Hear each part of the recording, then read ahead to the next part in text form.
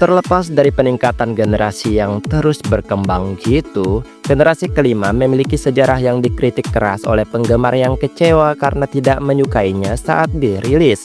Salah satu alasan terbesar kritik ini berasal dari fakta bahwa banyak yang merasa ya desain Unova ini merupakan jiplakan dari Pokemon sebelumnya. Kayak plagiat gitulah ya kan. Terutama Pokemon Kanto yang kebanyakan memang ikonik banget ya kan. Mungkin karena pengembang atau pembuatnya itu ingin mengatur ulang seri tersebut dan mengisi banyak peran dari desain lama yang udah ada. Dan ini adalah sesuatu yang terjadi di setiap generasi, tentu aja. Tetapi generasi kelima umumnya dianggap sebagai pelanggar terburuk. Terlepas dari apakah itu yang terburuk atau enggak gitu kan. Generasi ini memang memiliki beberapa desain Pokemon yang jelas-jelas merupakan hasil jiplakan dari generasi yang udah ada.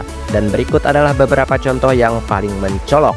Jadi kalau begitu mari langsung saja kita masuk ke daftarnya. Let's go. Gigalith. Salah satu desain klasik dari generasi pertama adalah keluarga dari Geodude. Mereka adalah bebatuan yang memiliki kesadaran gitu dan kekuatan penghancur yang cukup dahsyat ya. Dan watak mereka cukup pemarah. Maka wajar juga jika keluarga dari Boldore ini sedikit meniru dari desainnya tersebut. Kedua evolusi Pokemon ini adalah Pokemon tipe Rock dan punya 3 tahap yang dimulai dengan Pokemon berbentuk bola atau batu kecil gitulah. Keduanya juga membutuhkan level hingga 25 untuk berevolusi pertama kali gitu. Dan kemudian lakukan trading untuk berevolusi menjadi bentuk akhirnya yaitu Golem dan juga Gigalith. Mereka juga memiliki moveset yang ya serupa juga lah pokoknya. Emolga. Setiap generasi memiliki apa yang disebut sebagai ya klon Pikachu gitulah pokoknya. Kayak hewan pengerat tipe listrik yang tampaknya merupakan salinan Pikachu dari generasi ke generasi gitu. Di generasi lainnya mungkin ada beberapa kayak penirunya gitu, tapi ya itu masih wajar-wajar aja ya. Tapi di generasi kelima tentu aja kita bisa ngeliat si Emolga ini. Sebenarnya dia unik ya, karena punya kayak semacam sesuatu yang bisa digunakan untuk terbang gitulah pokoknya kan. Dan dia ini memiliki kombinasi tipe flying electric gitu dan merupakan tupai terbang dengan desain kuning, putih, dan hitam gitu. Karena ya sebenarnya setiap generasi juga memperkenalkan kayak klon Pikachu gitu. Tapi kayaknya Emolga nggak jauh gitu kan dari kesalahan ini juga. Seismitoad. Sebuah Pokemon tipe air dengan 3 tahap evolusi berdasarkan pada kodok atau katak gitu. Dimulai dari Pokemon mirip kecebong tanpa anggota badan dan menampilkan desain berdasarkan lingkaran yang berulang gitulah pokoknya. Ini bisa menggambarkan keluarga Poliwag atau keluarga Tympole. Kedua garis evolusi ini sangat-sangat mirip ya, hanya memiliki sedikit perbedaan gitu. Evolusi Palpitoad tidak dapat bercabang seperti Poliwhirl ya. Dan Poliwhirl juga bertipe Fighting sedangkan Seismitoad bertipe Ground. Tetapi selain itu, kedua keluarga Pokemon ini sangat-sangat mirip. Audino. Chansey dan juga evolusinya yaitu Blaziken memainkan peran penting dalam anime sebagai pembantu penyembuh dari Nurse Joy di Pokemon Center. Sebagai alur cerita anime dari Kanto, Johto, Hoenn, dan Sinnoh, Chansey atau Blaziken sering banget nih terlihat di antara staf pusat Pokemon gitulah pokoknya. Di generasi kelima dibutuhkan Pokemon baru untuk memainkan peran ini. Dan muncullah Audino yang terlihat mirip dengan Chansey dengan desain merah muda dan putih serta tipe normal. Ken Sugimori, perancang karakter Pokemon, bahkan mengatakan dalam sebuah wawancara bahwa Audino diciptakan untuk menggantikan Chansey. Garbodor. Grimer dan Muk serta rekan-rekan mereka di generasi pertama kayak Koffing dan Weezing selalu menjadi pilihan desain yang aneh. Namun mereka tetap menarik ya kan? Yang dimaksudkan untuk mewakili limbah beracun dan polusi di wilayah Kanto gitulah pokoknya. Nah pada generasi kelima, kedua garis evolusi ini sebagian digantikan oleh monster kotor bertipe racun yang baru gitu. Dan Trabis serta Garbodor juga merupakan garis evolusi 2 tahap bertipe Poison. Tetapi dimodelkan berdasarkan sampah daripada lumpur atau kayak asap beracun gitu. Ketiga keluarga ini juga memiliki total statistik dasar dan tingkat evolusi yang bahkan sama loh ya. Shulk dan Troh. Pada generasi pertama kita melihat Hitmonchan dan Hitmonlee adalah Pokemon terpisah yang tidak terhubung oleh evolusi. Ya meskipun memiliki hubungan yang jelas satu sama lain dan desain yang serupa gitu kan.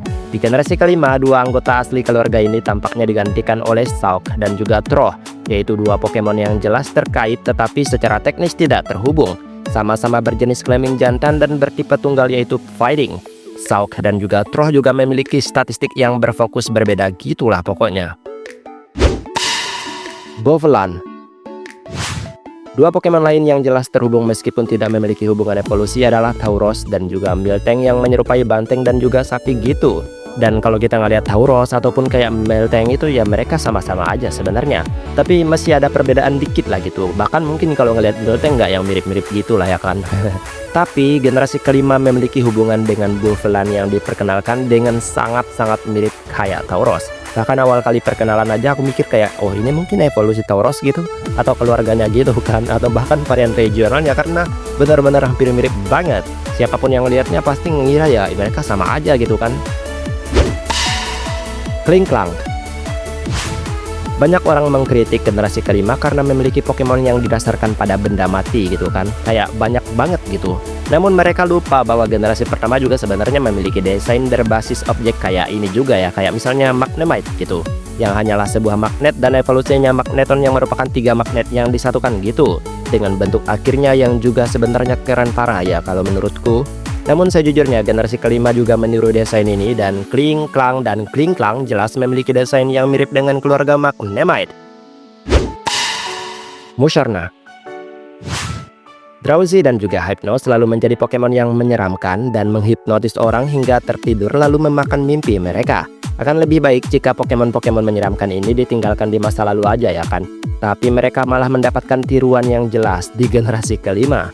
Munna dan Musharna juga merupakan garis keturunan tipe Psychic 2 tahap yang dirancang seputar mimpi dan tidur gitulah pokoknya. Mirip kayak Drowsy dan juga Hypno. Conkeldurr. Munna dan Musharna adalah beberapa Pokemon yang paling jelas merupakan tiruan dari Pokemon yang udah ada. Tapi ya mereka bukanlah yang terburuk juga. Gelar tersebut mungkin diberikan kepada keluarga Timber, Gordor, dan juga Conkeldurr yang jelas merupakan tiruan dari garis keturunan Machop.